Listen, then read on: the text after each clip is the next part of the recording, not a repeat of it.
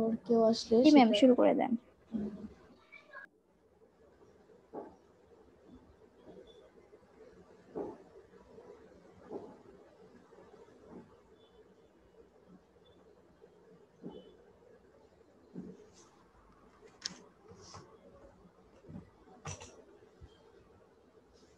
আচ্ছা, আজকে আমরা দেখব অধ্যায় 5-এর লেকচার 5। এখানে আমি প্রথমেই দেখব হচ্ছে গিয়ে ব্যাংক হিসাব কাকে বলে। সাধারণত যে বিশেষ হিসাব প্রক্রিয়ার মধ্য দিয়ে ব্যাংক তার গ্রাহকদের জমাকৃত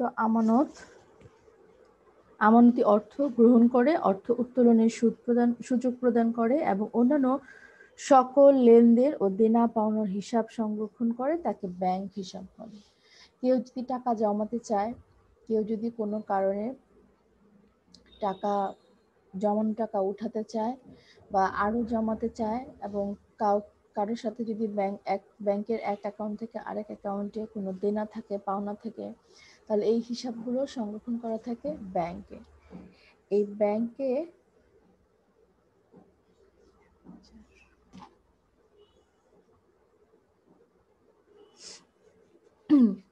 তাকে বলা হয় ব্যাংক হিসাব। তাহলে যে বিশেষ প্রক্রিয়ার মধ্য দিয়ে, তাহলে যে ব্যাংকে আমি হিসাবটা খুলব, যে আমার দেনা পাওনার অর্থ উত্তোলন বা অর্থ গ্রহণ করার বা আমি যে টাকাটা জমাবো, সঞ্চয় করব, সেটার যে একটা হিসাব থাকবে, সেটা তাহলে একটা ব্যাংকে এটা ওপেন করতে হবে। ওপেন করার পরে তাহলে ব্যাংকে যখন এই ধরনের লেনদেনগুলো, এই ধরনের ঘটনাগুলো ঘটবে, গ্রহণ উত্তোলন, দেনা বা কাউকে দিচ্ছ, তোমার অ্যাকাউন্ট থেকে কেউ পাচ্ছে, সবকিছু তোমার যে অ্যাকাউন্ট নাম্বার সেখানে সংরক্ষণ করা থাকবে। এর জন্য ব্যাংকের যে হিসাব বা যে পদ্ধতিটা খোলা হয় বা ওপেন করা হয়, সেটাই হচ্ছে ব্যাংক হিসাব। এখন ব্যাংক হিসাব প্রধানত 4 ধরনের। একটা হচ্ছে চলতি হিসাব, একটা হচ্ছে সঞ্চয় হিসাব, 3 নম্বর হচ্ছে স্থায়ী হিসাব, 4 নম্বর হচ্ছে বিশেষ ধরনের হিসাব। চলতি হিসাবটা হচ্ছে আমি যে হিসাব বা যে অ্যাকাউন্ট থেকে যে কোনো সময় যত টাকা খুশি উঠাতে পারবো, যত টাকা খুশি আমি জমা রাখতে পারবো। ব্যাংকের চলাকালীন, যেমন আমাদের বাংলাদেশে রবিবার থেকে বৃহস্পতিবার পর্যন্ত ব্যাংক খোলা থাকে। এই যে ওয়ার্কিং ডেগুলোতে, কাজের দিনগুলোতে ব্যাংকের যিনি হিসাব খুলেছেন সে যে কোনো মুহূর্তে টাকা উত্তোলন করতে পারবেন, আবার যে কোনো মুহূর্তে টাকা জমাও রাখতে পারবেন। এই ধরনের যে হিসাবগুলো আছে ব্যাংকে, তাকে বলা হয় চলতি হিসাব। এই চলতি হিসাব আবার 2 ধরনের, একটা হচ্ছে সাধারণ চলতি হিসাব, আর একটা হচ্ছে বিশেষ চলতি হিসাব। সাধারণ চলতি হিসাব কি? সাধারণ চলতি হিসাব বলতে সাধারণত চলতি হিসাবকেই বোঝায়। মানে এই যে হিসাবটা দেখাচ্ছে, চলতি হিসাব যেটা আমরা বললাম, যে কোনো সময় উঠাতে পারবে, আবার যে কোনো সময় সেটা কি করতে পারবে, যে কোনো সময় উঠাতে পারবে, যে কোনো সময় জমা দিতে পারবে। এই হিসাবটাকে বলা হয় সাধারণ চলতি হিসাব। আর বিশেষ চলতি হিসাবে যে সকল গ্রাহক ব্যাংকে চলতি হিসাব খুললেও প্রায়শই ব্যাংকে বড় পরিমাণে অর্থ জমা থাকে, সেক্ষেত্রে ব্যাংক অর্থ উত্তোলন করা হয়নি, এরূপ দিন বা সাপ্তাহিক বা স্বল্পকালীন আমানত হিসাবে গণ্য করে তার উপর সুদ বা লাভ দিতে পারে।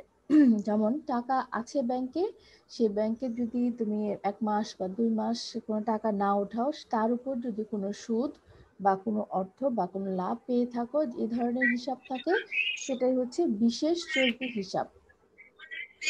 আচ্ছা, এখন আসি 2 নাম্বার, সঞ্চয় হিসাব কাকে বলে।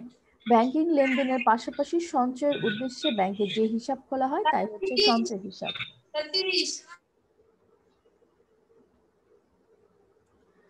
তাহলে ব্যাংকে সঞ্চয়ের জন্য যে হিসাব খোলা হয় সঞ্চয় করার জন্য, জমা রাখার জন্য, যেটা সে ব্যয় করবে না, শুধু সঞ্চয় করবে। তাহলে এই ধরনের সঞ্চয় কি কেউ 2 বছরের জন্য করে, কেউ 3 বছরের জন্য করে। মানে 2 বছর সে মাসে মাসে একটা অর্থ দিবে, 3 বছরের জন্য একটা সঞ্চয় হিসেবে 3 বছর মাসে মাসে একটা অর্থ দিবে। এটা তার হিসাবে কি হবে, সঞ্চয় হতে থাকবে বা জমা হতে থাকবে। এই ধরনের হিসাবগুলোকে বলা হয় সঞ্চয় হিসাব। সঞ্চয় হিসাব আবার প্রধানত 2 ধরনের, একটা হচ্ছে সাধারণ সঞ্চয় হিসাব আর একটা হচ্ছে অন্যান্য সঞ্চয় হিসাব। সাধারণ সঞ্চয় হিসাব হচ্ছে গিয়ে কিছু বাধ্যবাধকতার ভিতরে থেকে টাকা উত্তোলন করতে হয়, তাকে সাধারণ সঞ্চয় হিসাব বলা হয়। মানে কিছু নিয়ম কানুন থাকবে, যে এই নিয়ম কানুন মেনে একজন হিসাব যিনি খুললেন তার কিছু নিয়মকানুন পালন করতে হবে। এইরূপ হিসাব খোলার ক্ষেত্রে ন্যূনতম জমার বিষয়ে কোনো বাধ্যবাধকতা নেই। সোনালী ব্যাংকগুলোতে ন্যূনতম 1000 টাকা জমা দিয়ে এরূপ হিসাব খোলা যায়। যেমন সোনালী ব্যাংকে 1000 টাকার, যেমন আমরা যেটা বললাম যে চলতি হিসাব, এটাতে হয় একটা সাধারণ হিসাব, যে কোনো সময় টাকা পয়সা উঠানো যায়। সঞ্চয় হিসাব কিছু টাকা দিয়ে সেখানে সঞ্চয় হিসাবটা খুলতে হয়। আর তার মধ্যে সাধারণ সঞ্চয় হিসাব হচ্ছে কিছু টাকা যেটা দিতে হয় সেখানে। যেমন সোনালী ব্যাংকে 1000 টাকা দিয়ে বা 1500 টাকা দিয়ে একটা হিসাব খুলতে হয়। অন্যান্য হিসাবের মধ্যে আছে গৃহ সঞ্চয় হিসাব, স্কুল সঞ্চয় হিসাব, মহিলা সঞ্চয় হিসাব, শ্রমিক সঞ্চয় হিসাব। তাহলে সাধারণ সঞ্চয় হিসাব ছাড়া ব্যাংক বিভিন্ন পেশাজীবী ও ক্ষুদ্র ক্ষুদ্র সঞ্চয়ীদের সঞ্চয়ে উদ্বুদ্ধ করার জন্য অন্যান্য বিভিন্ন ধরনের সঞ্চয় হিসাব খোলার সুযোগ দেয়। মানে কেউ যদি ছেলে মেয়ে পড়াশোনার জন্য বা কোনো কেউ, অনেক স্টুডেন্ট আছে তাদেরকে কি জমাতে শেখানোর জন্য, যে এই জমাটা তাদের পরবর্তীতে গিয়ে কাজে লাগবে, এই ধরনের যে হিসাবগুলো খোলা হয় সেগুলো হচ্ছে কি অন্যান্য সঞ্চয় হিসাব। তার মধ্যে কেউ গৃহ সঞ্চয় হিসাব, মানে ঘর তৈরি করার জন্য হতে পারে। স্কুলের জন্য, যেমন স্কুল পর্যায়ে ছাত্রছাত্রীদেরকে সঞ্চয় উদ্বুদ্ধ করার জন্য ব্যাংক যে বিশেষ হিসাবের সুযোগ দেয় তাকে স্কুল সঞ্চয় হিসাব বলে। এক্ষেত্রে স্কুলে ব্যাংকের শাখা খোলা হয়, তাই না? মহিলা সঞ্চয় হিসাব, যেমন যে হিসাবের মাধ্যমে ব্যাংক শুধুমাত্র মহিলাদের সঞ্চয় সুযোগ প্রদান করে তাই মহিলা সঞ্চয় হিসাব, তাই না? খুবই সহজ। কিন্তু শ্রমিকদের জন্য যে সঞ্চয় হিসাব খোলার একটা ব্যবস্থা থাকে, যেমন তাদেরকে 10 টাকা দিয়ে হয়তো বা সঞ্চয় হিসাবটা খোলার সুযোগ দেওয়া হলো, তাহলে সে কি করবে, আস্তে আস্তে সেখানে টাকাটা জমাতে পারবে। এরপর আসি স্থায়ী হিসাব, যে হিসাবের একটি নির্দিষ্ট মেয়াদের জন্য টাকা জমা রাখা হয় এবং মেয়াদ পূর্তির আগে সাধারণ অর্থ উত্তোলন করা যায় না, তাকে স্থায়ী হিসাব বলে। তাহলে মেয়াদ যখন শেষ হবে, কেউ যদি বলে যে 3 বছরের জন্য আমি 5 লাখ টাকা রেখে দিলাম, এই 3 বছরে আমার 5 লাখ টাকা প্রত্যেক বছরে বছরে বা প্রত্যেক মাসে মাসে যে ধরনের নিয়ম কানুন থাকবে সেই নিয়ম কানুন অনুযায়ী ব্যাংকের সেই সুদ বা লাভটা সেখানে যুক্ত হবে সেই 5 লাখ টাকার সাথে। এই ধরনের যে হিসাবগুলো থাকে সেটা হচ্ছে স্থায়ী হিসাব, যেটা আবার আসসালামু আলাইকুম। ওয়ালাইকুম সালাম। এই ধরনের যে হিসাবগুলো, ম্যাম কত উঠতেছে?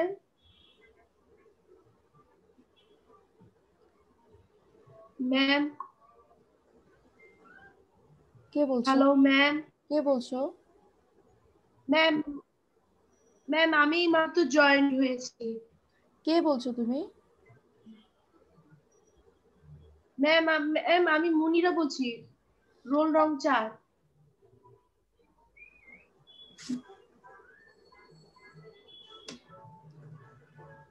ম্যাম আমার রোলটা একটু নেন, আমার রোলটা হচ্ছে 26-10। দেখতে পাচ্ছ? ম্যাম কত অধ্যায় পড়াচ্ছে? ম্যাম মাত্র জয়েন হয়েছি আমি। জয়েন হলে একটু বসে থাকো, পড়ানো ঠিক শেষ আছে হলে ম্যাম, পরে আমি থ্যাংক ইউ। বলবো, ঠিক আছে? কারণ ক্লাস ম্যাম আমার রোলটা নিয়েছেন। ঠিক আছে ম্যাম, ওকে ওকে ওকে ম্যাম, সরি ম্যাম। তোমাদের ক্লাসে জয়েন করার কথা হচ্ছে কি 11:30-এ, তাই না? সেখানে 11:35 পর্যন্ত আগে যারা জয়েন করেছে জ্যোতি, তারপর হচ্ছে গিয়ে ম্যাম আমরা সবাই তোমাদের জন্য 5 মিনিট ওয়েট করি। এখন 5 মিনিট ম্যাম ক্লিক করছিলাম বাট ঢুকতে পারছিলাম না। আমি কিন্তু বারবার ম্যাম আমাদের এখানে কারেন্ট চলে গেছিল ম্যাম ম্যাম, ম্যাম আমার কাছে আমিও নেট ম্যাম, ছিল না। আমার নেট প্রবলেম ছিল। ম্যাম কারেন্ট তো চলে গেছে, হ্যাঁ একটু ম্যাম, আগে নেট আসলো ম্যাম, প্রবলেম তাই ছিল, জয়েন আমার আজকে করলাম। দেরি হয়ে গেছিল। আচ্ছা ঠিক আছে, ক্লাস চলাকালীন ম্যাম আমি তো কখনো লেট করি না ম্যাম, এবার কারেন্টের জন্য লেট হয়ে গেল। আচ্ছা মনিরা মনে হয় আমাকে ম্যাম ফোনে আমিও লেট ঢুকতে করি দাও। না, নেটের জন্য ম্যাম। হ্যাঁ আচ্ছা, ম্যাম, আমি ঢুকতে পারছিলাম না, আপনি অ্যাড করতেছিলেন না তাই। আমি অ্যাড সরি করছিলাম, আমি ম্যাম। তোমাকে 3 বার অ্যাড করেছি অলরেডি, 3 বার। আচ্ছা কিন্তু যাই হোক হ্যাঁ ম্যাম, দেখো। নেটের জন্য ম্যাম, নেটের জন্য আমার কাছে লাগতেছে, সরি ম্যাম। আচ্ছা আমার সমস্যা নাই, তোমাদের সমস্যা না থাকলে আমার কোনো সমস্যা নেই, ঠিক আছে। আচ্ছা তারপরে দেখো যে ধরনের সঞ্চয় হিসাবের কথা বললাম, তাহলে সাধারণ সঞ্চয় হিসাব, কেউ যদি সাধারণভাবে হিসাবের মাধ্যমে ন্যূনতম 1 মাস বা সর্বোচ্চ 10 বছর সময়ের জন্য অর্থ জমা রাখে তাকে সাধারণ সঞ্চয় হিসাব বলা হয়, তাই না? আর বিশেষ সঞ্চয় হিসাব যেটা নির্দিষ্ট কোনো সময় নোটিশে পরিশোধ করা হয়, যেমন কেউ যদি টাকা জমা দেওয়ার কোনো নির্দিষ্ট কোনো সময় থাকে, তার মধ্যে যদি কোনো টাকা জমা দিয়ে সে স্থায়ী হিসাব খুলতে চায় এবং নির্দিষ্ট হারে ব্যাংক তাকে একটা সুদ দিয়ে থাকে, এই ধরনের যে হিসাবগুলো থাকে সেটা হচ্ছে বিশেষ মেয়াদি স্থায়ী হিসাব।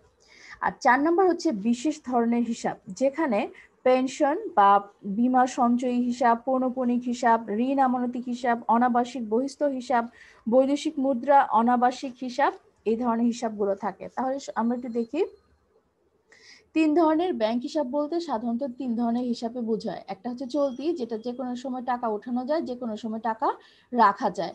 সঞ্চয়ী হিসাব হচ্ছে তুমি মাসে মাসে বা নির্দিষ্ট সময় অন্তর অন্তর একটা নির্দিষ্ট পরিমাণ টাকা রেখে সেটা জমা করবে, সেটারও বিভিন্ন ধরন আছে। 3 নম্বর হচ্ছে স্থায়ী হিসাব, প্রথমেই তুমি একটা নির্দিষ্ট পরিমাণ টাকা, সেটা 5 লাখ হোক 10 লাখ হোক, নির্দিষ্ট সময়ের জন্য ব্যাংকে রেখে তোমার টাকার সাথে তোমার টাকাটা অনুযায়ী ব্যাংক থেকে তোমাকে নির্দিষ্ট পরিমাণ সুদ দেয়া হবে, সেটা তোমার স্থায়ী যে হিসাবে টাকাটা আছে, ধরলাম 5 লাখ টাকার সাথে সেটা যুক্ত হবে। এই ধরনের যে হিসাবগুলো আছে সেটা হচ্ছে স্থায়ী হিসাব। এছাড়াও অনেকেই আছে চাকরিকালীন সময়ে ভবিষ্যৎ সুরক্ষার জন্য বিভিন্ন ধরনের হিসাব খুলে থাকেন, সেটা কি হয়, পেনশন হতে পারে, যেমন কি বলা হয় ডিপিএস, প্রতি মাসে ডিপিএস বা পেনশন যেটা একটা উদাহরণ, যেমন পেনশন বা বিশেষ সঞ্চয়ী হিসাব হচ্ছে প্রতি মাসে নির্দিষ্ট পরিমাণ টাকা একটি মেয়াদ পর্যন্ত সঞ্চয়ের সুযোগ ও মেয়াদান্তে একযোগে বা চুক্তি অনুযায়ী তা উত্তোলনের সুযোগ দিয়ে যে বিশেষ ধরনের ব্যাংক হিসাব খোলা হয় তাকে পেনশন বা বিশেষ সঞ্চয় হিসাব বলে। যেমন উদাহরণ হচ্ছে, যেমন বেসরকারি চাকরিজীবী ও সকল ধরনের পেশাজীবী মানুষের জন্য সঞ্চয় ও বিনিয়োগ সুবিধা লাভে এই হিসাব বিশেষ উপযোগী।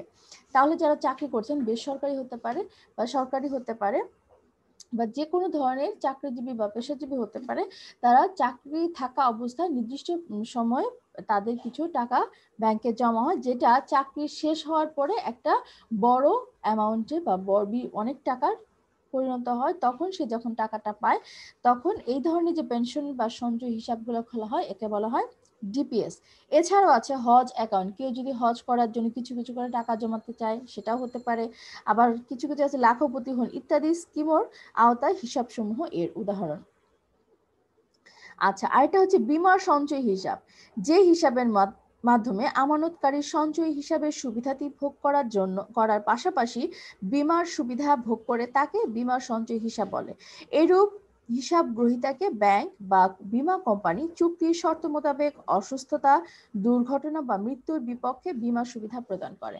এখন এই যে বীমার সঞ্চয় হিসাবগুলো করা হয়, কেউ যদি অসুস্থ হয়, ধরো সে তার সন্তানের জন্য একটা বীমা হিসাব খুললো, সেক্ষেত্রে আল্লাহ মাফ করুক, যদি সে কোনো কারণে মারা যায় তাহলে তার সন্তান সেই বছর পরে, যত বছরের জন্য করা হয়েছে ঠিক তত বছর পরে সেই পরিমাণে টাকাটা পাবে। তাহলে এটা কি সুবিধা ভোগ করছে না? তারপর আছে পৌনঃপুনিক হিসাব, যে হিসাবের আমানতকারী একটি নির্দিষ্ট মেয়াদের মধ্যে বারবার অর্থ জমা দিতে পারে এবং মেয়াদান্তে একেবারে অথবা কিস্তিতে টাকা উত্তোলন করতে পারে, তাকে বলা হয় পৌনঃপুনিক হিসাব। ফলে সে বারবার কিস্তিতে উঠালে তাহলে সে বারবার টাকা উঠাচ্ছে, তাই না? তারপর নির্দিষ্ট মেয়াদে সে একবারও টাকাটা উঠাতে পারছে। এই ধরনের যে হিসাবগুলো ব্যাংকে খোলা হয় তাকেই বলা হয় পৌনঃপুনিক হিসাব। ঘ নম্বর হচ্ছে ঋণ আমানতি হিসাব। ব্যাংক অনেক সময় ঋণ গ্রহীতাদের সরাসরি ঋণ না দিয়ে ঋণ গ্রহীতার নামে একটি আলাদা ঋণ আমানত হিসাব খুলে ওই হিসাবে ঋণের অর্থ জমা করে, অতঃপর ঋণ গ্রহীতাকে চেকের মাধ্যমে অর্থ উত্তোলনের সুযোগ দেয়। এরূপ হিসাবকে ঋণ আমানতকারী হিসাব বলা হয়, যেমন নগদ ঋণ হিসাব। আচ্ছা, এই ধরনের আরো দুইটা হিসাব আছে, অনাবাসিক আর এটা হচ্ছে বৈদেশিক মুদ্রা অনাবাসিক, যারা দেশে থাকেন, দেশের বাইরে থাকে কিন্তু দেশের যে কোনো শাখায় সঞ্চয়ী হিসাব বা স্থায়ী হিসাব করলে তাদেরকে অনাবাসিক হিসাব বলা হয়। আবার যারা আছে বিদেশে থাকে কোনো নাগরিক দেশীয় কোনো ব্যাংকের শাখায় মেয়াদি আমানত হিসাব করলে তাকে বৈদেশিক মুদ্রা অনাবাসিক হিসাব বলেন। বিদেশে থাকে এবং সেই দেশে বাংলাদেশের যদি কোনো ব্যাংক থাকে সেখানে যদি কোনো সঞ্চয়ী বা স্থায়ী হিসাব খুলে তাহলে সেই ধরনের হিসাবকে বলা হয় বৈদেশিক মুদ্রা অনাবাসিক হিসাব। মানে বিদেশ থেকে সে বাংলাদেশে থাকছে না, সে হচ্ছে অনাবাসিক, তাহলে সে সেখানে বৈদেশিক মুদ্রাটা কি করছে, জমা করছে। তাহলে বৈদেশিক মুদ্রা অনাবাসিক হচ্ছে দেশে থাকছে না, বিদেশে থেকে বিদেশের টাকায় সে দেশের ব্যাংকে জমা করছে। এটাই হচ্ছে ব্যাংক হিসাব। আপনারা সরি, তোমরা কি বুঝতে পেরেছো?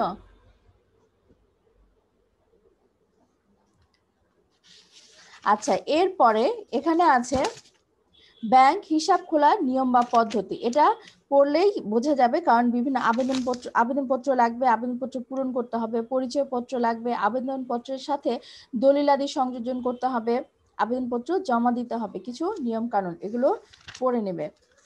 তারপরে আছে ব্যাংক ঋণদান বা ব্যাংক ঋণদান। তাহলে ব্যাংক ঋণদান কি, যে ব্যাংকে যে হিসাব খোলা হলো, এখন ব্যাংক কি করবে, তুমি চাইলে ব্যাংক থেকে যে কোনো কাজে ঋণ নিতে পারো। তাহলে মুনাফা অর্জনের উদ্দেশ্যে ব্যাংক তার নগদ অর্থ ও দলিলের মাধ্যমে সুনাম, বিশ্বাস ও সেবা একটি নির্দিষ্ট সময়ের জন্য ধার দিয়ে মক্কেলদেরকে যে সহযোগিতা প্রদান করে তাকেই ব্যাংক হিসাব বা ব্যাংক ঋণদান, ব্যাংক প্রদত্ত ঋণ বলা হয়। এটা মনে হয় আমি গত ক্লাসে পড়িয়েছিলাম, তাই না মুনিরা?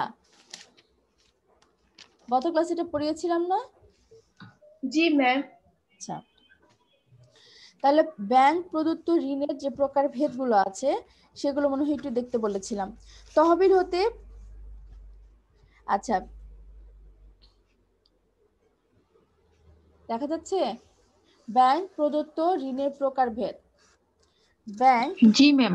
আচ্ছা, বর্তমানকালে ঋণ গ্রহীতাদের বিভিন্নমুখী প্রয়োজনের কথা বিবেচনা করে ব্যাংক বিভিন্ন ধরনের ঋণ মঞ্জুর করে, মানে বিভিন্ন ধরনের ঋণ দিয়ে থাকে। তাহলে ঋণ প্রধানত এখানে লেখা আছে তিন ধরনের: প্রকৃতি অনুযায়ী, ব্যবহার অনুযায়ী, আর এটা হচ্ছে মেয়াদ অনুযায়ী।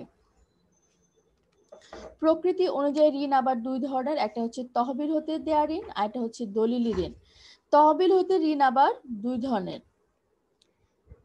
তহবিল ঋণটা কি দেখি আমরা একটু। ব্যাংক তার নিজস্ব তহবিল হতে যে সকল ঋণ ব্যক্তি বা প্রতিষ্ঠানকে চলতি হিসাবের মাধ্যমে বা ঋণ হিসাবের মাধ্যমে নগদে মঞ্জুর করে তাকে বলা হয় ব্যাংকের আগাম। আচ্ছা, ধার তাহলে কি?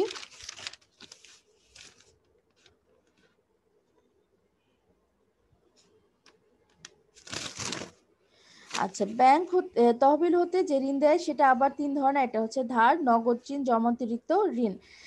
ব্যাংক যে ক্ষেত্রে মঞ্জুরিকৃত ঋণ নগদে না দিয়ে একটি ঋণ হিসাবের মাধ্যমে মানে ধার দেয় সেটাই হচ্ছে ধার, নগদে যে টাকাটা ঋণ দেয় সেটা হচ্ছে নগদ ঋণ, আর এটা হচ্ছে জমাতিরিক্ত। চুক্তি অনুযায়ী ব্যাংক চলতি হিসাবের মালিককে তার জমার অতিরিক্ত অর্থ উত্তোলনের সুযোগ দিয়ে থাকে। তো দেখো, ব্যাংকে অনেক সময় যারা বিভিন্ন ধরনের কার্ড থাকে, কার্ড ব্যবহার করে বা বিভিন্ন ধরনের অ্যাকাউন্ট খোলা থাকে, তাদের কিছু লিমিট থাকে যে সে তার নিজস্ব টাকার বাইরে 50,000 বা 50 লাখ, এটা তার কত টাকা ব্যাংকে জমা আছে সেই অনুযায়ী সে অতিরিক্ত টাকা উত্তোলন করতে পারবে, তাই না? এই ধরনের যে ব্যাংক ঋণগুলো নেওয়া হয় সেটাই হচ্ছে কি জমা অতিরিক্ত ঋণ, মানে জমার অতিরিক্ত, তা সেটা জমা কত টাকা আছে তার উপর নির্ভর করে একজন ঋণ গ্রহীতা ঋণটা নিতে পারে বা টাকাটা উত্তোলন করতে পারে। এ ধরনের যে ঋণ থাকে তাকে বলা হয় জমা অতিরিক্ত ঋণ। আরেকটা হচ্ছে, একটা তহবিল ঋণ গেল, তারপর হচ্ছে দলিলি ঋণ। ব্যাংক বিভিন্ন দলিলপত্র ইস্যুর মাধ্যমে মক্কেলদের যে ঋণ দেয় তাই হলো দলিলি ঋণ।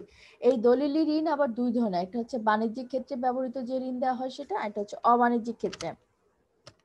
ব্যবসার ক্ষেত্রে যে ধরনের সুযোগ সুবিধার জন্য ঋণ দেওয়া হয় সেটা হচ্ছে বাণিজ্যিক ঋণ।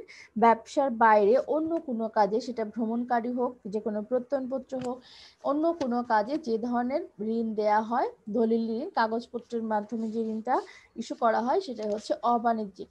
আচ্ছা, ব্যবহার অনুযায়ী ঋণ আবার দুই ধরনের, একটা হচ্ছে বাণিজ্যিক, আর একটা হচ্ছে ব্যবহার বা উদ্দেশ্য বা ব্যবহার অনুযায়ী ঋণ দুই ধরনের, বাণিজ্যিক আর একটা হচ্ছে অবাণিজ্যিক।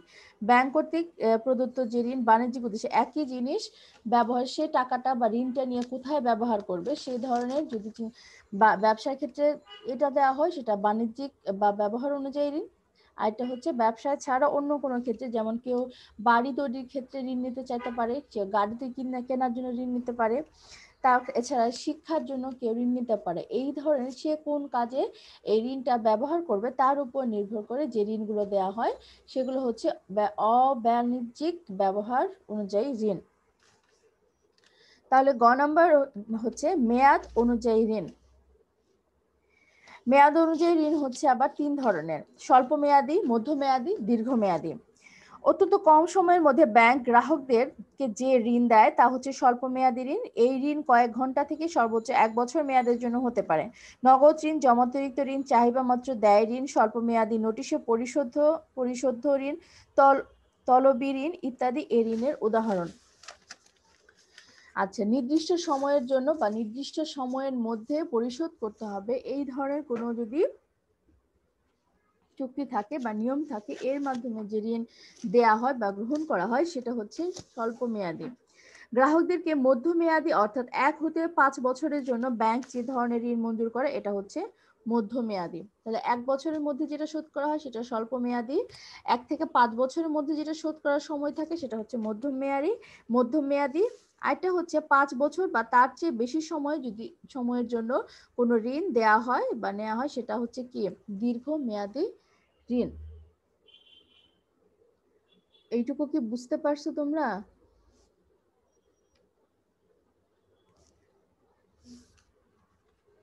আচ্ছা, তারপরে দেখো ব্যাংক ঋণ গ্রহণের যে বিবেচ্য বিষয়, ব্যাংক জি ম্যাম।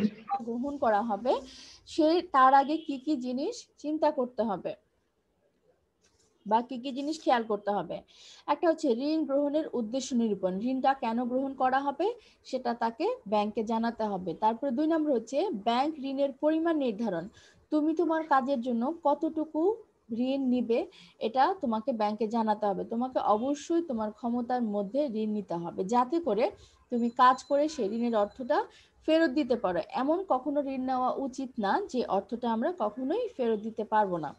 তারপর হচ্ছে ব্যাংক নির্বাচন, 3 নাম্বার, কোন ব্যাংক থেকে ঋণ নিলে তোমার জন্য সুবিধা হবে। সুবিধাগুলো কি কি, কতটুকু সময় লাগতে পারে, বা মাসিক কিস্তি কত হতে পারে, বা ব্যাংক থেকে যে তুমি ঋণ নিচ্ছ কত % কম সুদে তুমি নিতে পারছো, এই ধরনের আরো বিভিন্ন দিক, যেমন হচ্ছে গিয়ে ঋণের ফেরতকাল, সুদের হার, এই জিনিসগুলোই তোমাকে চিন্তা করে কোন ব্যাংক থেকে তুমি ব্যাংকে ঋণটা নিবে সেটা নির্বাচন করতে হবে। 3 নাম্বার তাহলে গেল ব্যাংক নির্বাচন। 4 নম্বর হচ্ছে ব্যাংক ঋণের শর্তাবলী বিবেচনা করা। একটা ব্যাংক থেকে তুমি যদি ঋণ নাও সেখানে কি কি শর্ত আছে, সেই শর্তগুলো তুমি সবগুলো মানতে পারবে কিনা বা সবগুলো মানা উচিত হবে কিনা, সব দিক বিবেচনা করে ব্যাংক থেকে ঋণ নিতে হবে। ব্যাংক ঋণ গ্রহণের ক্ষেত্রে ঋণের শর্তাবলী একটি অন্যতম বিবেচ্য বিষয়। ব্যাংক ঋণের শর্তাবলী যদি সহজ ও ঋণ গ্রহীতার অনুকূলে থাকে তাহলে সেই ক্ষেত্রে ব্যাংক হতে ঋণ গ্রহণ করা উচিত। অন্যদিকে যদি এরূপ শর্ত প্রতিকূল হয় তাহলে এক্ষেত্রে ব্যাংক হতে ঋণ গ্রহণ না করাই উত্তম। 5 নম্বর হচ্ছে ঋণ ব্যয়। প্রতিটি ঋণ গ্রহণের ক্ষেত্রে তা এর সাথে কিছু ব্যয় জড়িত থাকে, যেমন আবেদন ফর্ম বাবদ খরচ থাকতে পারে, ঋণ প্রক্রিয়া থাকতে পারে, প্রাথমিক জামানত থাকতে পারে। এইখানে খরচ বা ঋণের জন্য তোমার কতটুকু খরচ হলো এবং তুমি কতটুকু নিচ্ছ তার চেয়ে সেই ঋণের ব্যয়টা কম হচ্ছে কিনা, তাহলেই তুমি লাভবান হবে বা তোমার ঋণটা নেওয়া ঠিক হবে। এই জিনিসগুলো খেয়াল করতে হবে।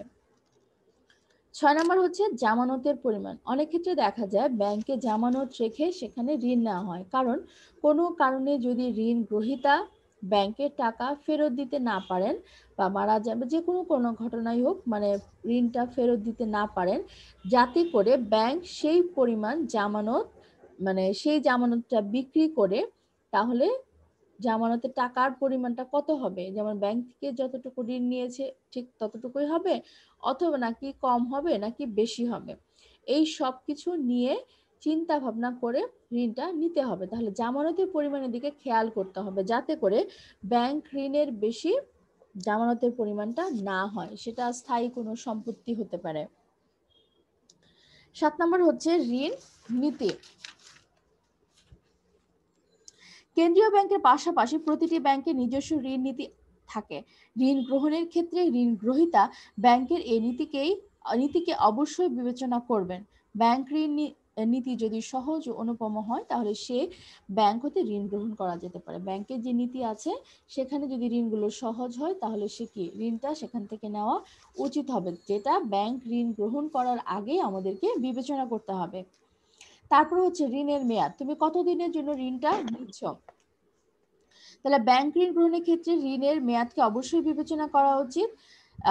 গৃহীত ঋণ পরিশোধের মেয়াদ যদি দীর্ঘমেয়াদী হয় তাহলে উদ্যোক্তা ব্যাংক ঋণ গ্রহণ করতে পারেন।